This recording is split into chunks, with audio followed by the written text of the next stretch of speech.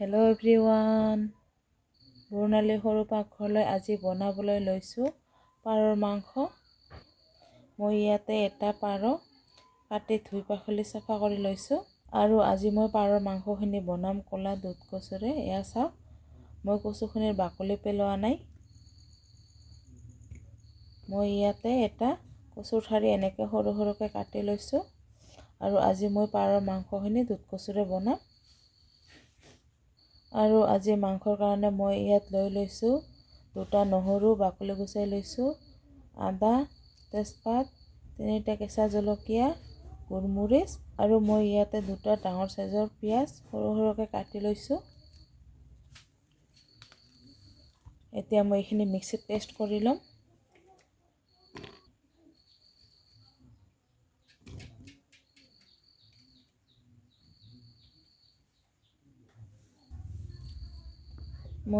মই এতিয়া এইখিনি মিক্সিত পেষ্ট কৰি লৈ আহিম। আৰু এতিয়া মই কেৰাহী গৰম দি দিছোঁ। মোৰ কেৰাহী গৰম হৈ গৈছে। এতিয়া মই দিছোঁ সৰিয়হ তেল।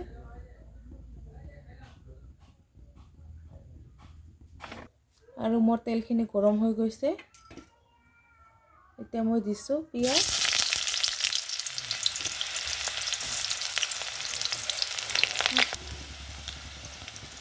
তেজপাত দিছোঁ 3খন আৰু কেঁচা জলকীয়া 3টা, আধা চামুচতকৈও কম কালি জিৰা দিছোঁ পুৰণ। আৰু এতিয়া মই মাংসখিনি দি দিছোঁ।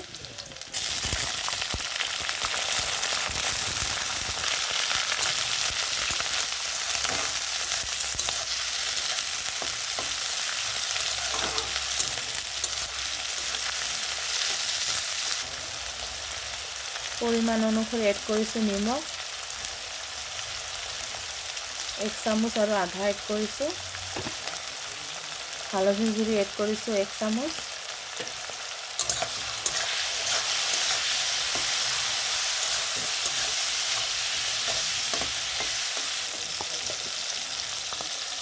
মই মিক্সিত পেষ্ট কৰা মুঠি এড কৰিলোঁ।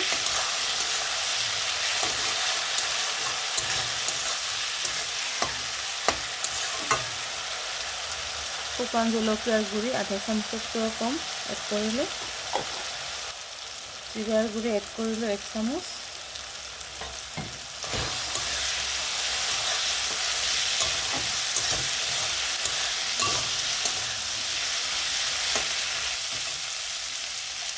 আৰু মই মিক্সিৰ বাতিটো ধুই পেলাই অলপ পানী এড কৰিলোঁ।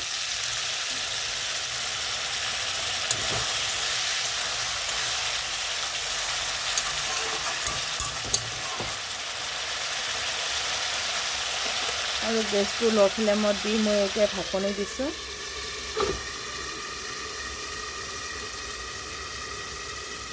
এতিয়া মই 1 মিনিট টাইম এইখিনি হ'বলৈ দিম।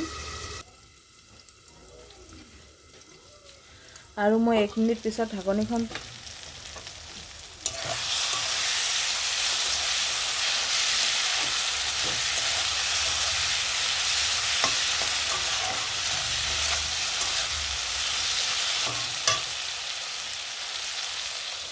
আৰু এতিয়া মই কচুকেইটা এড কৰিছোঁ। কচুকেইটা আগতীয়াকৈ মই দিয়া নাছিলোঁ, নহ'লে গলি যাব।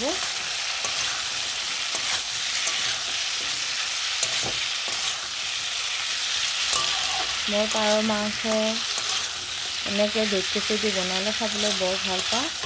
আপোনালোকে কোনে কোনে পাৰৰ মাংস এনেকৈ কচুৰে বনাই থাকে মোক কমেণ্ট কৰি জনাব।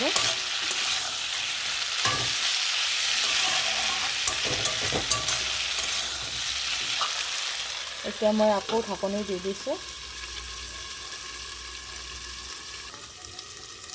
মই ঢাকনিখন তুলি লৈছোঁ।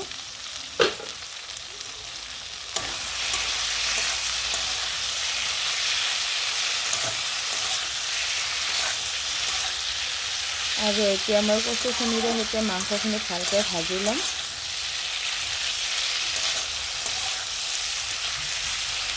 ওপৰৰ পৰা 2 মিনিট মই এইখিনি ভালকৈ ভাজি ল'ম।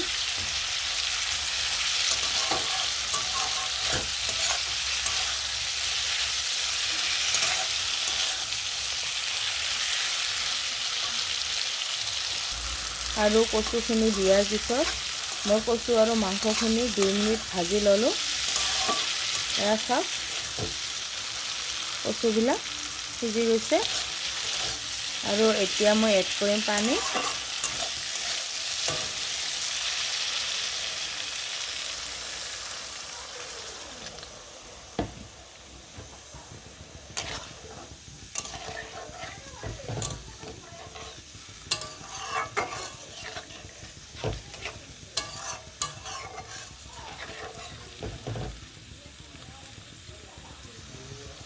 আৰু মই অলপখিনি পানী এড কৰাৰ পিছত এতিয়া মই এইখিনি 2 মিনিট টাইম উতলিবলৈ দিম।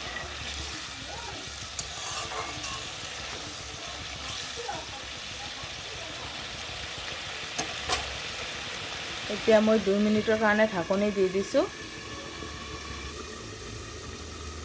আৰু 2 মিনিট পিছত মই ঢাকনিখন তুলি লৈছোঁ।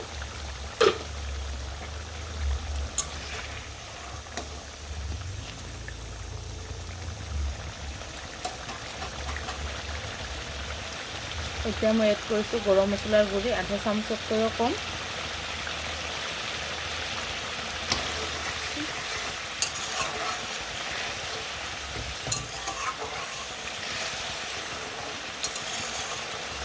আৰু আজিৰ মাংসখিনি মই জোল নবনাম।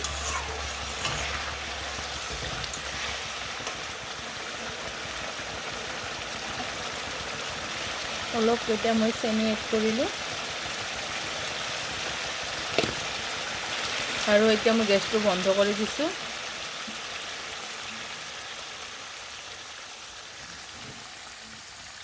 হৈ গ'ল মোৰ পাৰৰ মাংস কচুৰ সৈতে ঝোল।